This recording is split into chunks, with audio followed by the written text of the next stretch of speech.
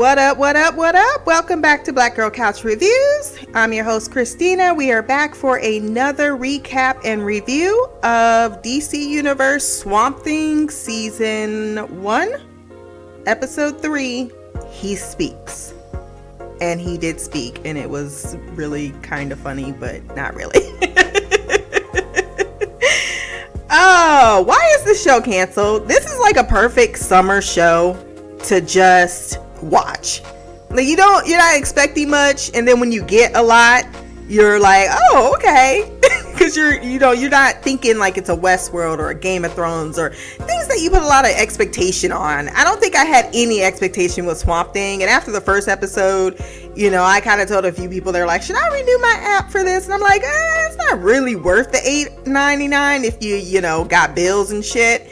But I'm coasting through it. I like it, and I'm doing double duty because Krypton's on there as well, so it's perfect for me when I'm podcasting. But if people have cable, getting sci-fi or just getting the episode of Krypton, spending the $8.99 on the app may not seem worth the risk or the money or whatever. But for me, this is kind of up my alley. I don't have to think. There's enough characters to, even if something or another story isn't working for you, you can find another character arc and you're like, oh, I love that character, or I love what's going on over here or over there. That's interesting. Like Abby Arcane is honestly the weakest link of this entire series. And I don't hate the character, don't get me wrong, but I don't necessarily like the character. She's just kind of there. And sometimes I just find myself just questioning her half the time. So I gave this episode an 8.9 out of 10. I really find this show is on an upward trajectory, which makes it very, very, very unfortunate that it got canceled, that there seems to be no plans of renewal. I talked to a few friends of mine who's paying a little bit more attention to the app, and he said that it got bought out by Warner Brothers. Now, I haven't found too much information. Granted, I haven't had much time to find and dig for too much information on why it was canceled. That it had really nothing to do with people, didn't like the show or it wasn't getting an audience. Actually, most of the reviews are fairly, positive for what they are producing. It has the intrigue, it has the characters that are really making the show, and that mystery element to it that makes for a good summer show. Summertime, you're not looking for, to crack all the theories and listen to a million podcasts about the same show. You're just kind of looking to coast through some TV while your really good shows are on hiatus. That's always been the summer roster. So this is really good for that, and it sucks that we're not going to get a season 2. There doesn't even seem to be any talk about it possibly being saved at all, because usually anytime a show is canceled, everyone's signing petitions and this, that, and the other thing, and it just seems to be more and more confusion on the side of the actors, on the side of the people that are in production, the director, everyone is completely flabbergasted by the fact that they don't get to move forward in their story, that they had 13 episodes planned out and they only were able to do 10, and now it's canceled, and you have a really decent product that can potentially get better with time and get an even bigger audience. DC, the television series don't suck. I mean, they have their issues, of course, but they're not, because I feel like I don't want to dog, but they do a good job. I mean, even on The Flash, I don't like Legends anymore. That just got a little too much, mainly because I didn't like Charlie, and I didn't know what they were doing with Mick. And while I'm all here for Sarah, it's like, Sarah is Sarah. I'm always gonna love Sarah. But I really did not like the other blockheaded boy. I forgot his name. And Ray just needs to go ahead and fucking retire. I'm like, Jesus, I'm so tired of you. But some of the storylines, like, it tried to go in a place where it just wasn't my cup of tea. Season 2 was really, really, really good of Legends, and some people still like the way it's been going. They think it's the best one on there. Yeah, maybe if you're freaking high as hell and you're needing something to watch.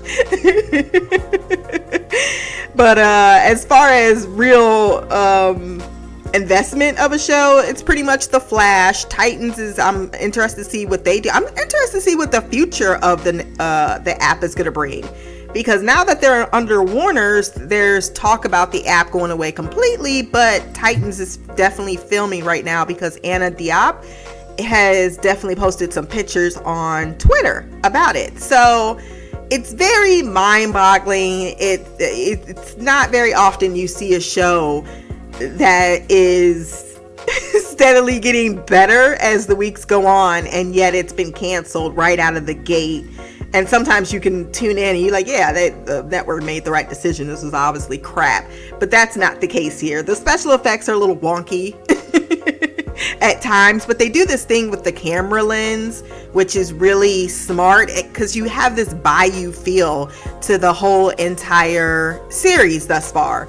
And I love the scope of the camera angle, where it kind of has this blurriness to it that gives it this, I don't know, it gives it a different type of feel, like you're in a kind of an old-timey, but you know, you're down south. I just love the way they are making Marais, Louisiana, this real place that feels like it has all of this deep-seated dark history in it, and it's mostly done with just how the production and the set and the way they film and direct the episodes. And there are a few really great scenes that were unusual for me to see filmed at that type of angle, particularly the conversation between the Woodrues, because you and I know I'm kind of scattered all over the place, and I am going to get into an actual breakdown of the episode.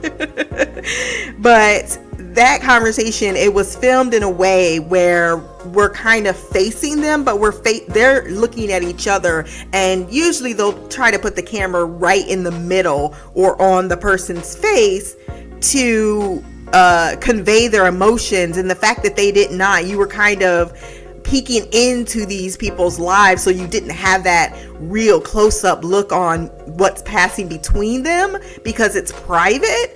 I really thought that was a standout for me. So that's why I did rate this episode so high, because there are really a lot of great beats in this episode, and the story is moving forward in a really interesting way with some of the characters. Some not so much, but some of the other characters.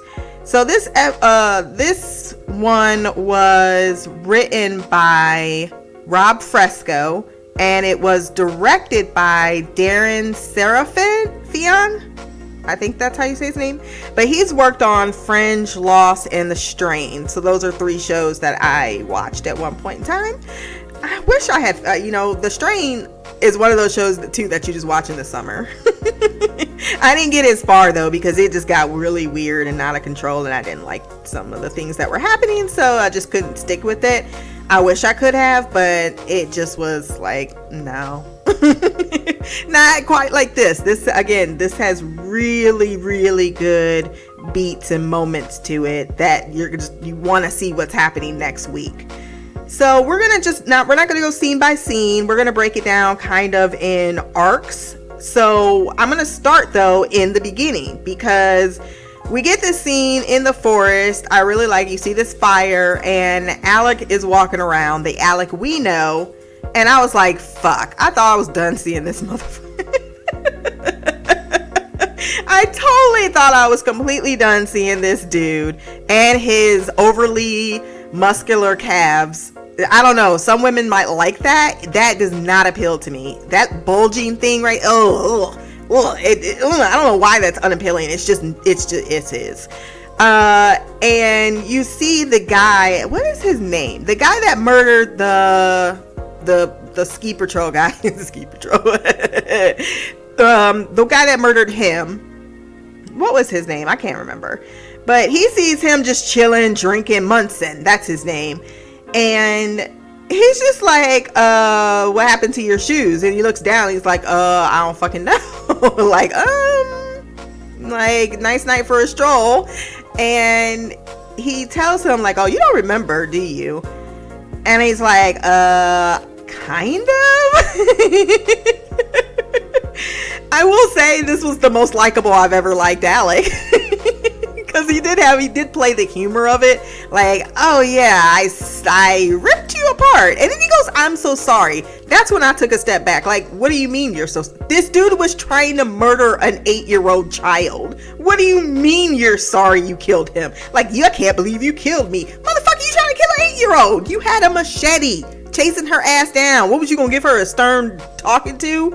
And you just murdered someone else. Why are you apologizing to murdering him? Why are you even feeling bad? I would say you got what you got, fool.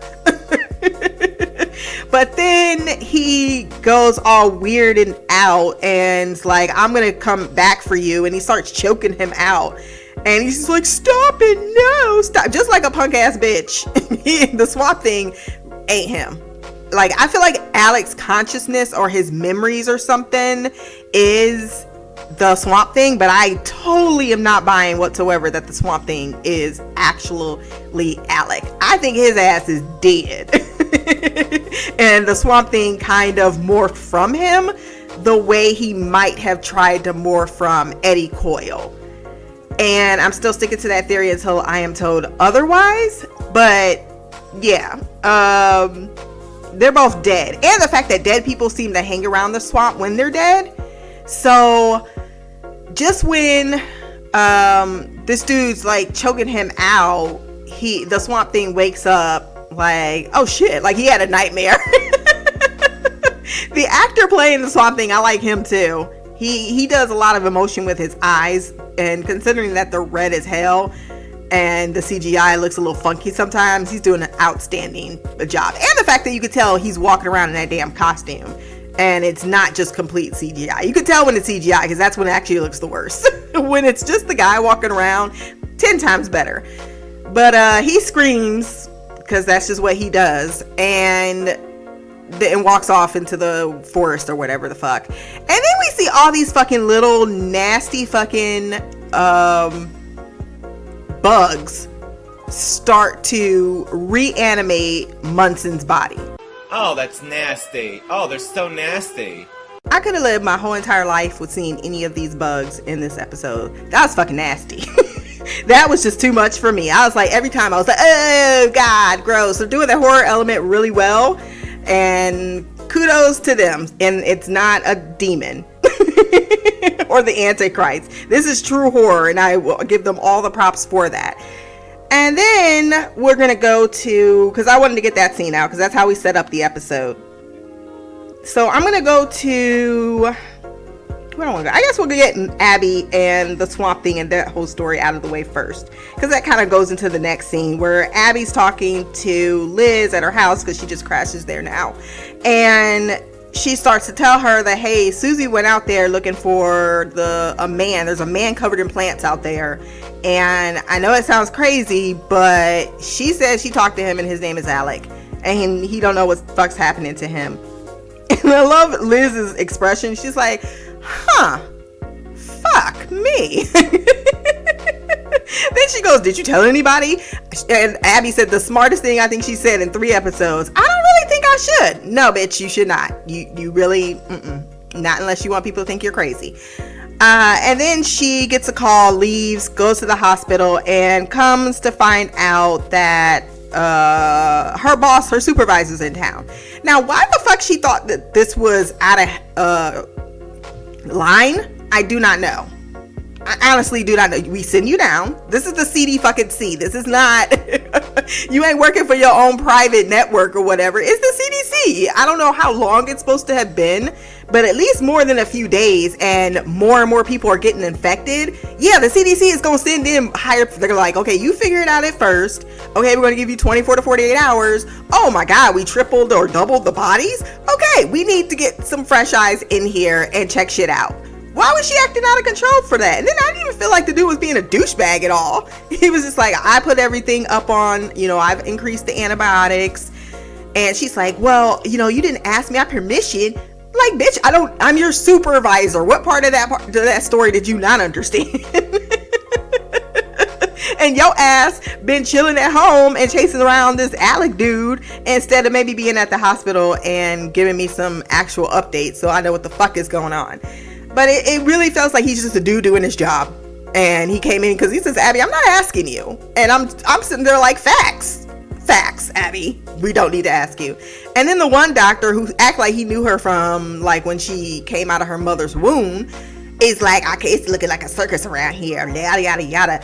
By the way, there's big wigs. So she's like, why is he even here? He's like, well, it looks like Avery brought in someone too. He brought in this dude called Woodrow. So she goes down to talk to him because he's in the morgue dissecting Eddie Coyle's body. And again, Abby, why the fuck you so passive aggressive? Honestly, if I had an epidemic and it's increasing the longer I'm here, I would want help. Like, who said you was the only person that could save I almost said something. But who said you was the only person that could save anybody? I would think I would say, you know what, let me get all the assistance I possibly can. Even if it was from Avery, doesn't matter. Shit. You don't know him. You don't know his life. You don't know what he's been through. So he's kind of treating her a little bit like a student. I didn't know why she was being he was not even being an asshole. He's doing his job. And this back and forth conversation, I completely sided with Jason. Because he's like, well, he pulls out the heart. Was that what it is? He says, well, tell me what you see.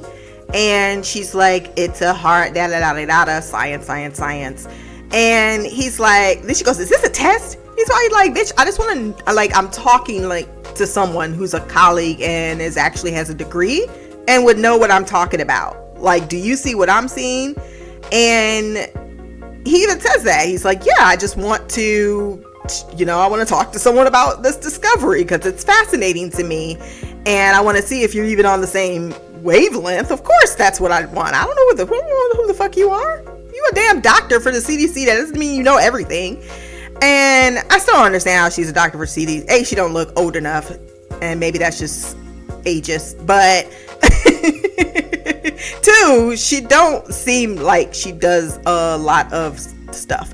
But she did know her shit at least, and he seemed to be at least oppressed enough. He's like, okay, good. Now what else do you see? The bigger picture here. And she goes all into her feelings. Well, this is Eddie Coyle, and he had a daughter, and he was a human being, and you're still up here getting all fascinated over he's dead, ma'am. I'm sorry. When you're dead, you're dead. You're nothing but whatever you used to be, it's gone. What's left is a body. So if you are the way you were trying to act about humanity, like one, he was treating him like shit. His body been on this table and dissected by more people than you. Alec fucking dissected his body. You ain't had shit to say to him. And he didn't even have authorization to be in the damn hospital.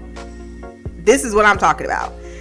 Abby. So she gets all shitty with him, and he's like, well, actually, this is really fascinating, and it's a good specimen. And it looks like he explains it a little bit better later, that it looks, or at least the wife does, that the cells are swapping out without reproduction. Like they're taking over that person's body. Everything that's human about him is actually leaving, and everything that's plant is winning. And he goes, it's not, he kind of tells her like, it's not about human and, plant, and things devour, and life is life and death is death. This man is matter. He is what he's biological. It's my job to study him, and it's not, insensitive to truly understand and appreciate what is transforming here, and not just seeing it as the human part of you. And I think that's where Abby's been failing since day one. And I feel like she ain't even fixed nothing. Fucking Swamp Thing did. So that really gives another, and I love his saying. He's like, well, plants 1, humans 0. He basically told her, you can take all that humanity shit and get the fuck out of here, because that's obviously not solving our problem. Then after that, she gets all types of upset about the fact that Avery has taken over. She's like, it's bullshit. She gets Liz's girlfriend, right? What does Liz's girlfriend do? And I need to know her name because I like her. No, first she goes to Harlan. First she goes to talk to Harlan, And he's just the way I saw him sitting there, I'm like, first and foremost, dude, why are you I know that's a trope, but why are you sick and just sitting there, especially if you knew you got infected? Because we heard that it was Harlan, not Abby, who spent the night with Susie. This is my thing. You talk about how's she doing, and you all up on her at the end of the episode, but your ass you didn't spend the night though. Harlan spent the night. Harlan been at the hospital doing more work than you've done since I've seen you in the 7th season. But I wouldn't think that Harlan, being a smart person, would not get sick and not put his ass in an isolate. He's a CDC member. That did not jive well for me. I thought that was a little too cliche, turning him around and no, he's sick. Then just when she walks in the door, he's gonna crash, and she's getting the crash cart, and of course this lights a fire under her ass, and she needs to go out now, and because Harlan's her everything. And I'm like, when did I see that happen? But whatever. Harlan is actually very underutilized as well, because he's funny. And so she runs to Liz and is like, well, I'm going to take your girlfriend's boat. And I'm going to go out to Alex's lab because he was the person that was closest to knowing what's going on. Fuck Avery and his secrecy. And then that's what she does. She goes out there, she's looking through his shit, and out of the fucking blue, here comes the bug monster. I don't know what else to call him, because we see him earlier, Munson. He attacks this dude, which was fucked up too, that little scene. He's like talking to his wife on the phone. She's like, so when you gonna be home? When I get something. Well, I ain't waiting forever. And then it's like a huge pause, and he's like, I'll call you back. And he thinks he found a deer, and no, it's Munson's ass, and he just does the straight up fly thing to him. Ugh, put all the bugs in his mouth and kills him. I'm like, that was so unnecessary. He didn't do nothing to you, but he's a murderer. What does one expect? So she's at the lab, and dead Munson shows up, and of course Swamp Thing, aka not Alec, jumps through and saves her ass. I love the little fight. It was funny, them going toe to toe, because you could tell that Alec totally doesn't even know, or non-Alec doesn't know what his true power is. And after he knocks Munson's body down, he's just like, let him go. I don't know who the fuck he was talking to, but he was definitely talking to his people, because all of the bugs disintegrate, and I was just like, y'all just really make this as nasty as fucking humanly possible. And Abby's standing there the whole time like, Alec, that's how her face looked anyway. It looked like she was orgasming on the spot, half scared, half orgasming, like, oh, he came and saved me. I don't know, let me stop. Actually, I don't like Abby. This is my don't like Abby phase. I thought it was really cute when she was with Susie, but even though she abandoned her, but most of the episode I was not feeling Abby. And then she gets saved by Alec, and he does the same. We've been seeing him have flashes of memory.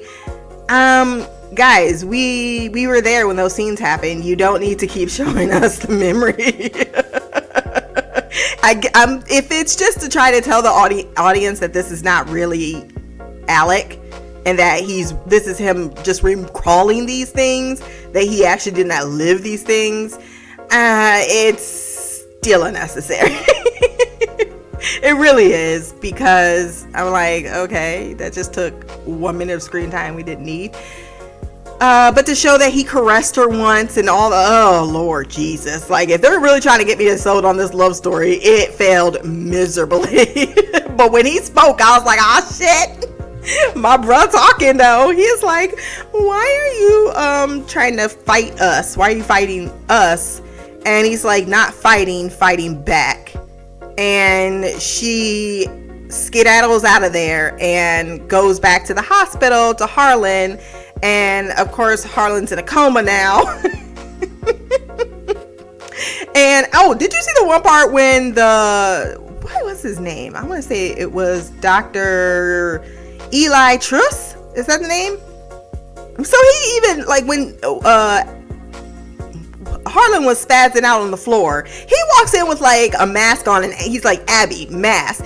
This is why your supervisor needs to be here. Your ass is not following protocol whatsoever. You really are not. Like, this is not even the first time I've noticed it. The fact that they even had her own supervisor coming in going, bitch, you is not the best at your job. Even though she supposedly is.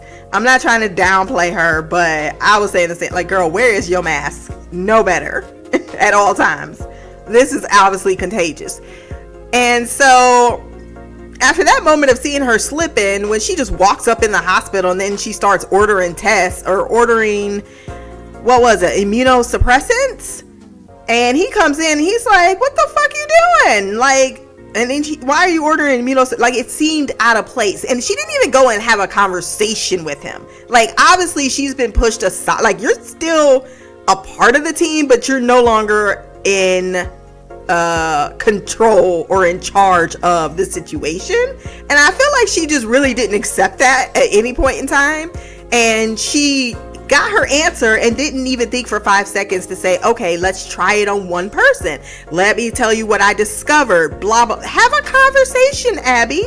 I get it. She's like, Harlan, I can't lose you. I can't lose you. Who's going to keep me honest? Blah, blah, blah. But it works. It ends up relaxing him. He comes out of his coma. His BP goes down. I did like when he called security though. He's like, you just can't be coming in here and then inserting people in needles and you do not have my fucking permission and you're not even listening to me. You didn't even have a conversation with me.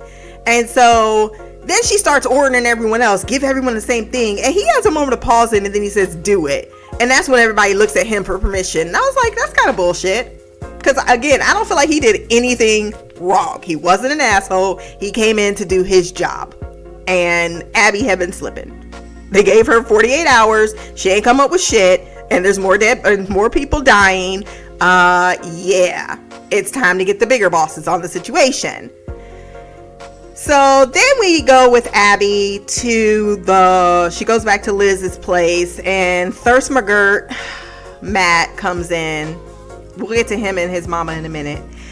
And his thirsty ass can't help but put all of the moves. I mean, he just act like she's the sunshine. Well, I guess he's been in love with her his entire life, so it is what it is. But he looking like a whole ass snack, and she acting like she hesitant on that shit, talking about Alec. Fuck Alec. Look at that man. Look at him. He is looking delicious and yummy, and he keeps telling you that you are a queen. Like, you came out, you did shit, you explored the war, you put yourself through college, you left Murray. She's like, well, I technically didn't leave. I was more like pushed out. I'm like, bitch, that's the best thing that ever happened to you. Stop complaining about it. At this time, get some perspective. And he finally gets the nerve up to ask him to dance. And here is this big ass swamp thing looking in the fucking window, and I'm like, y'all got like fucked up. He might have passed for a tree, except his eyes is going red as fuck. I'm like, no, this dude ain't chased her all the way to town. I mean, I know Susie said he lonely, but fuck, you are a big ass motherfucker. You do not need to be showing up in public, peeping through windows like that shit ain't creepy as hell. Cause it's creepy as hell. She does have a little conversation that I kind of glossed over with Susie, where she kind of has repetitive dialogue here. I hate that I notice repetitive dialogue, but I do. She's like, did you go back and see Alec? And she's like, yeah, fuck yeah, you know I did. He's lonely and he's scared. He doesn't know what's happening. And I'm like, you said that last episode, ma'am. And she says, I guess we both are, because, you know, she's an orphan. And of course, Abby gotta be I promise I'm not gonna leave you or abandon. Like, unless you about to get out the adoption papers, don't fucking tell no kid that you promised to do shit. That's just not okay. She just lost her daddy. She don't need false promises, and you need to get your shit together. Clearly, you don't even know if you stay. Technically, your ass supposed to be gone after everybody's cured. And no one says that they're cured. They're like, we're gonna see how this plays out. So it's not like she's gonna be leaving just yet. Now I'm sure something's about to happen in the next episode that's gonna fuck this all up. So that's pretty much Abby's Swamp Thing covered for the episode. Some smaller stories. We're gonna go into Liz. She is doing her own. I love Liz. I love Liz so freaking much. She's got her head on her. I know it's always usually it's the black woman that has their head on their shoulders and know what the fuck they're doing and got their shit together. But she's out actually doing some reporting. You know, she's trying to be there for her friend who's clearly missing someone she barely knew. And she has her girlfriend keeping eyes on her while she goes in town and meets with a loan officer, Gordon. Like, hey, boo, like she's right outside his place. Like, you've been skeeting me, and this is a small ass town, and eventually we're gonna have to run into each other. So why don't you just tell me about what you know, what Avery's doing, spill the beans, and I won't even put your name in the paper. You know this shit gonna come out, and you can't avoid me forever because. And then I love the way she just smooths his suit. Like, you're kind of being rude. You can't just not say anything to me. You're gonna have to talk eventually. Then we'll get more into Gordon in just a little bit. But then Liz, did you see the height difference between Liz and her girlfriend? And then you see the height difference between the Woodrows. Oh my God. Like, the Woodrows almost made me like faint because I was like, whoa, Lord, that's a huge height difference. That is lovely. But there is a definite height difference between Liz and her girlfriend as well, which I really like. And I love their relationship. It seems very matter of fact. You can tell they love each other, they care about each other, but they got their own lives. And she says, well, while you're keeping an eye for out by Skeeter Cove, see if you find any wreckage of Alex's boat. And she says, okay. Then after that, I think the last we see from her is she, I don't know, or maybe he was supposed to be making secret payments to Avery. I don't know. But she goes to Gordon's house after Avery did what he did. Because he did what he did. Avery came out, like, I love Will Patton. He can just play any type of role you need him to play. He can play it. And he plays this role. So, I mean, it's just so funny watching him. Because he is that dude. That dude that thinks he could talk his ass out of any fucking thing. And I got the charm, I got the southern look, and I'm a control freak too. And man, he got pushed. When he get pushed in the corner, we see what he do, and it's not pretty. Oh, release him. I'm sorry, that just came back to me. Oh, I thought it was gonna be a mind meld. This motherfucker actually talks.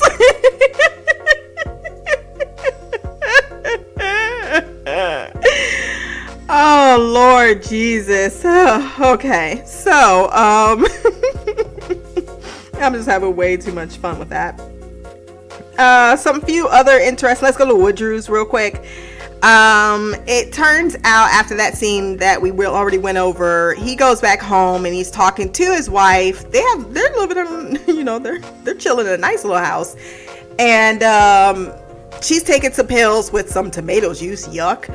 And he's telling her that it's she's the one that tells him, it's like they're swapping cells without having reproduction. He's like, it's fascinating. And she says, it's nice to see that passion in you again. And then she says, where's my pills? Jason, have you seen my pills? And he has this moment where he kind of, because at first I'm like, what do you mean? She just took her pill. I was really not getting it at first.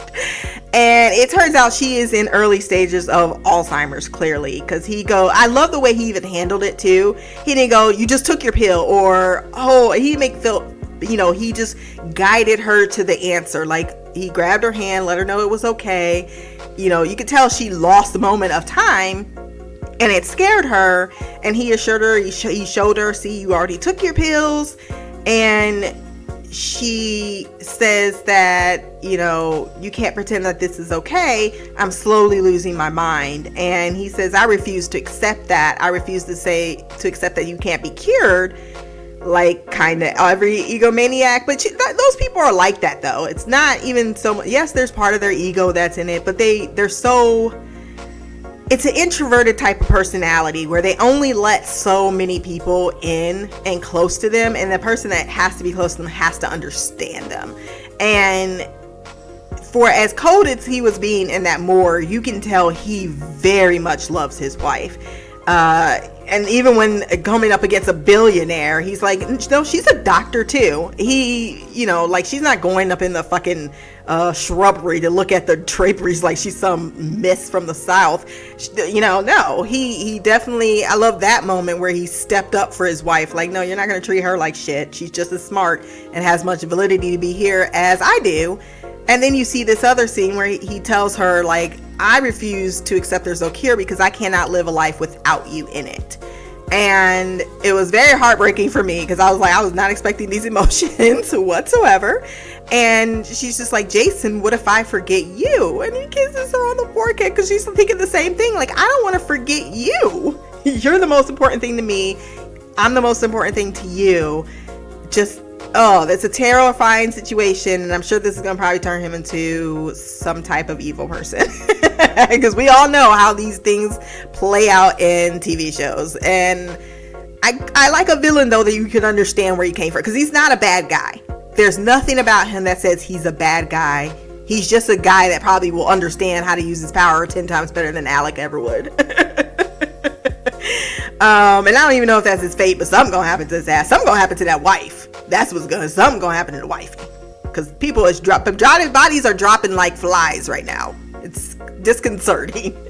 So that's kind of where we left them. Very small scene. Then we get Avery and Marie Sutherland. Is it Sutherland or Sunderland? I don't know. So some interesting things, because we start with Avery and Marie. They're kind of having this conversation at the dinner table. That's kind of where we first really talk to them, at the dinner table. And she's telling him that, no, I've actually been like, he wants her to go back to her old self because she's still sleeping in Shauna's room. And she lets him know that, no, actually, I've been pretending these last 14 years. This is me. This is my old self. I'm broken. I'm a shell of myself. I will never be the same.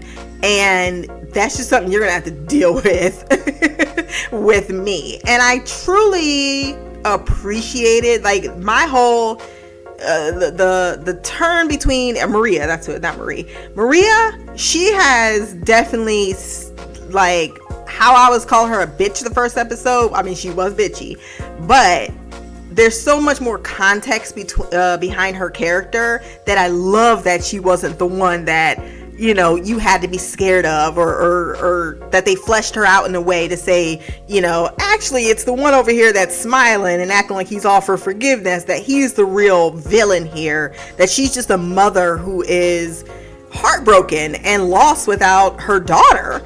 And I can understand that as a mother myself. So that is when Gordon shows up at the house. He's like, Gordon, what the fuck are you doing here? You tell him he called me in the morning, and the housekeeper, which is a black housekeeper, is gonna be like, that's what I told him. And he's basically like, get your ass out there. And he comes right out like, I was eating dinner, motherfucker. Why are you stepping up on my door? And he's like, so I've totally been giving you loans, like personal loans. If my bank finds out, I could be prosecuted because it's against the law. So I need you to pay that shit back. And he's like, well, and of course, wifey is hearing all of this, Maria. And he's like, well, you know, I just got Dr. Woodrow here, blah, blah, blah, blah, blah. You know, I'm good for it, yada, yada, yada. And he's like, you need to fix that. That sounds like your problem. So make sure you don't get caught, and get your ass out of my house. Don't ever come back again without an invitation. And then turns to walk away. And I will say, Gordon got some fucking balls. Gordon was like, motherfucker, you got 24 hours or everybody gonna find out your ass is poor. That you ain't got bank like you've been acting like you got bank. And we see another conversation with Maria where she is upstairs getting ready for a bath or nighttime, whatever the case may be, in her daughter's room, and her daughter appears. Now, I don't know what's going on, Maria. She's been here her whole life, right? She knows about Xandu. She knows more than I feel like Avery. Like, Avery needs that than Avery does. And she is seeing her daughter. Her daughter says, you know, your husband ain't never been faithful. This is after, of course, the whole thing with Lucilia, which we'll get to that in just a moment. As far as, yeah, because I guess for Avery, we can go to that conversation. So we'll go ahead and add in Matt, because there wasn't too much with Matt and Lucilia, because he comes back to the police station, and then we'll get back to that. He goes back to the police station, and she's like, finally, I've been calling your ass. And then she says, well, first and foremost, your ass did not follow a protocol whatsoever, and it's because that white pussy is distracting you. And I need you. Like, if it was anyone other than that girl, your ass would have followed protocol. And he don't even say nothing. He's just like, I'm gonna sit down. Then she tells them what they found. That there's it looks like that Munson killed our ski patrol guy, and the murder weapon was found nearby, and we got another body. She's just like, what the fuck? And then he goes, well, anything on Alec? And she looks at him like, so there's nothing suspicious. Boats sometimes catch on the gas and they blow up, and that's we don't find anything by tomorrow, we're gonna rule this accidental. And I thought that was fair. Like, I don't feel like the mom's being a dick or anything like that. I just think she's just like, look, I know where your head's at. Like, they're obviously very close. And then he says the dumbest line. I think like, Snack, you can't say dumb shit. He gonna say, well, if it wasn't for Abby, Susie may not have even been saved. And I'm like, wait, hold the fuck on. Hold the phone. What? Abby didn't save Susie. Swamp Thing saved Susie. Susie was saving her own ass. And last I checked, your officers were doing their job, and they noticed something down at the dock, which drove them to the dock, that told them that she got on a damn boat. How the fuck does Abby get credit for any of that? Absolutely not. And so then that's when Lucilia says she's going to go to Avery and ask him some questions about Alec, which she promptly does. And he offers her a bourbon, and she's like, no. She's being all professional. She's a little stiff. And at first, the way he was rolling up to her, I was like, what the hell? And my instincts know they be right, because she goes from, do you know Alec well? He's like, not really. He was off my radar. I wasn't, I don't know what the fuck happened to him. I don't know anything about his death. Lying ass. And I swear to God, when they said that, that man would kill us, I thought they was just joking. I was like, Avery seems like he's just trying to fix the problem. No, Avery actually really would kill. They know more about Avery than I did. Munson did anyway. So that is when he starts putting all the moves on her.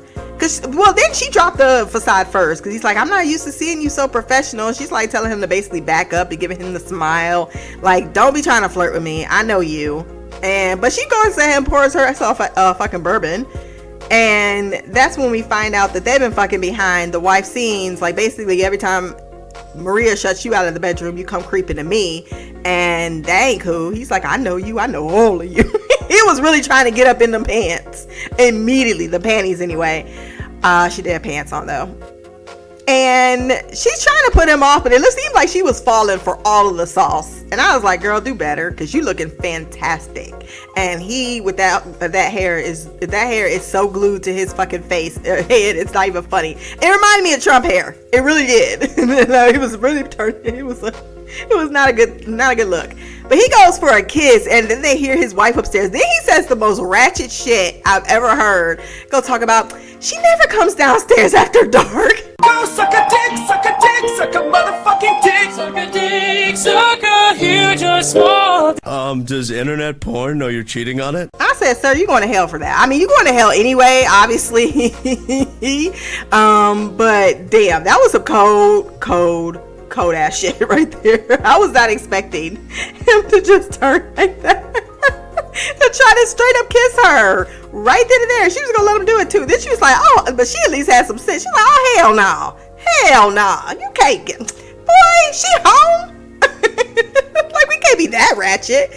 But she said, so anything, he's like, well, at least are we good on the Alec thing? She's like, yeah. And then she leaves, and that's when we get the conversation between Maria and Shauna, where she says, he ain't been faithful to you all these years. She's like, what are you talking about? You think daddy been faithful?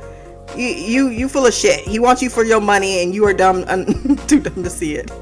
She's like, don't say that about your daddy. And then she come out of the room, and Avery's sitting his ass right there on the bed, and he starts it off with, if you wouldn't come to my bed, I thought I'd come to you. And then he tries to do the smooth shit on her too, talking about, I just came. She's like, you came for something. What do you want?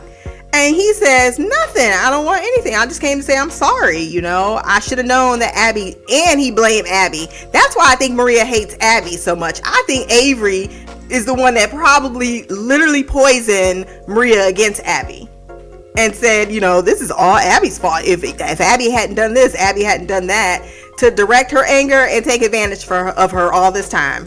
He ain't shit. And he says, I'm sorry, this brought up bad memories. I should be more sensitive to that. And she's like, yeah, it's been really difficult. And then he goes, and that's why we should continue our dream of the swamp. And she said, oh, nah, no. She goes,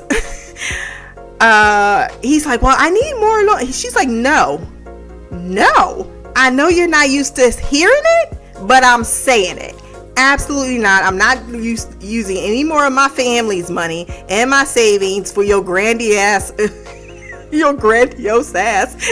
out the room. And I was like, I stand her so hard, because he looked shook up. He's like, what do you mean? You ain't cutting me off. The fuck you, she ain't. But be concerned, Maria, because he might kill you. He might, like, you need to change your will ASAP, girl, ASAP.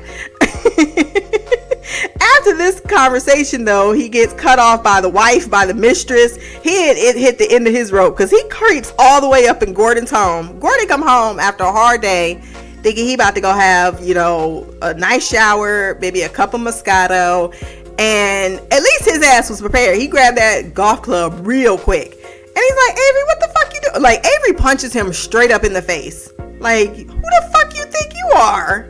And Gordon's like, what? Hold on.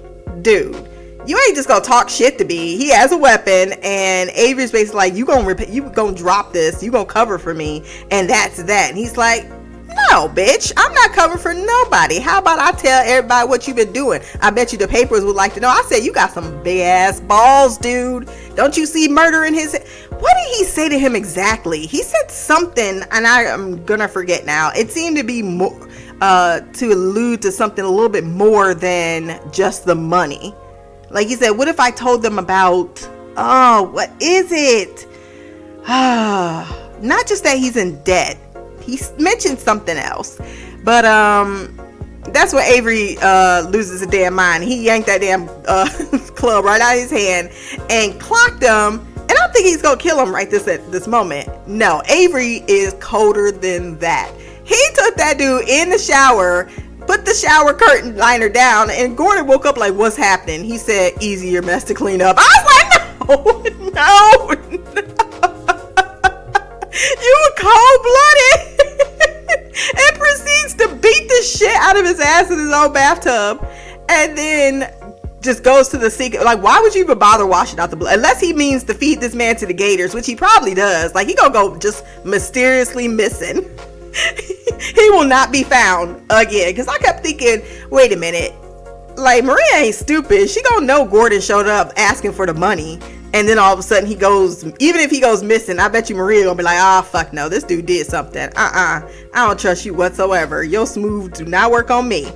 And I love that she said it's her real self, because I probably think she's probably been swallowing his Kool-Aid for the last 14 years, and now she's actually coming back to the person she truly is, and then maybe that'll lead her to a path to actually, just instead of blaming Abby, forgiving her. And I don't know what the fuck Abby did. I mean, I keep feel like I'm giving Abby too much credit to say it's not your fault. Maybe it is her fault. Maybe she really did do some shit. But I would think the daughter, if she's talking to her, would be like, hey, by the way, mom, Abby didn't do shit. Or it ends up being, I don't know. This is going to be interesting. But that's definitely a mystery of Shauna's death that we need to figure out, because she is haunting. For real. What else are we missing? I think it got Matt and Lucilia. I'm wondering if Matt is gonna end up being Avery's kid. That'd be fucked up. But it don't seem like homegirl, the way she let him just take her I was like, yeah. He's like, well, you know, she's that kind of way. That's why you married her. So my thing is, he probably was just, you know, one of the town boys, and then Maria was the belle with the money, and he chose money over love, which most men do. Well, not all men, but when you're trying to get ahead, a man like Avery, I should say. But he still wanted his cake and eat it too.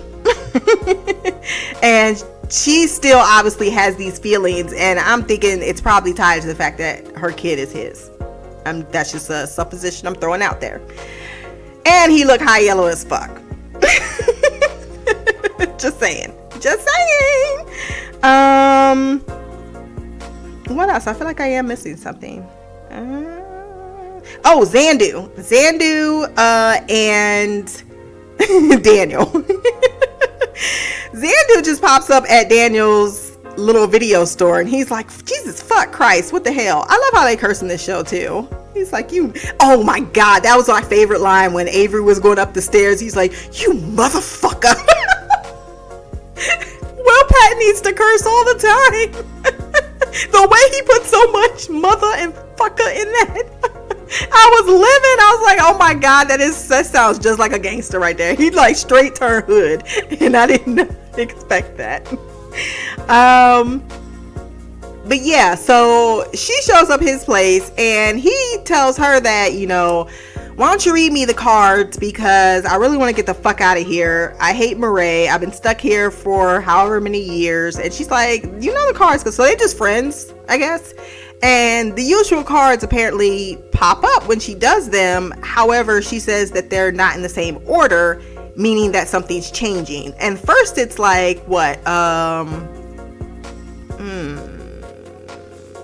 Fuck. I know one was Hangman, and then that was Wheel of Fortune, and I can't remember the first one. blackgirlcouch@gmail.com, if you remember. And she says, things are looking up for you. Has something changed in your life? And he's like, is it the girl Abby, the doctor Abby Crane? She came into my life. Maybe I need to be involved with what she's involved with. So obviously he's about to get involved with Abby, and I don't know if this is gonna go good. It says he gets fortune after a hangman, but shit, that might mean he dies. What was his cards before? Maybe it was fortune, then whatever the middle one, and then hangman. Like you get fortune, like you're gonna get fame, you get your one shot of fame, then you get whatever that middle card is, and then you're gonna die. Like that's your life. And that little scene was just interesting. It seemed like he was there for a really long time, like way longer than he said he was. I don't know. It threw me off. What's going on with that? And then Liz's girlfriend, actually, while she's fishing things out at Skeeter Cove, finds a piece of Alex's boat and clearly has bullet holes in it, and she lets her girlfriend Liz know. So Liz is totally gonna go to Lucilia, because Lucilia is about to close the case, call it accidental, and now they're gonna open up a murder investigation. And oh yes, the conclave. He said, "Oh, don't let me talk about the conclave." And that's when Avery had that tick in his eye, like, oh, you ain't crossed the fucking line. Like, the money was one thing, but mentioning the conclave, what the fuck is the conclave? I need to know. These are things I want to know. And apparently I'm only gonna get 7 more fucking episodes to find out. So, really great episode. Lots of things happening. I'm wondering if all of the people are going to be cured, or something else is going to happen. What's going to push them back? Because there's really no reason for her to be in town if they're cured. So something obviously is going to go very wrong in the next episode. And I cannot wait. So if you want to send feedback for this show, you can send that to blackgirlcouch@gmail.com. You can find my podcast on Podbean, Stitcher, iTunes, Spotify, and Podbean at Black Girl Couch Reviews. My social medias will be below. Don't forget to like, comment, even on Tumblr, even on Twitter. I do take those comments, and I do read the feedback. So would love to hear how people are feeling about the show, the cancellation, all of that. Till next time, peace.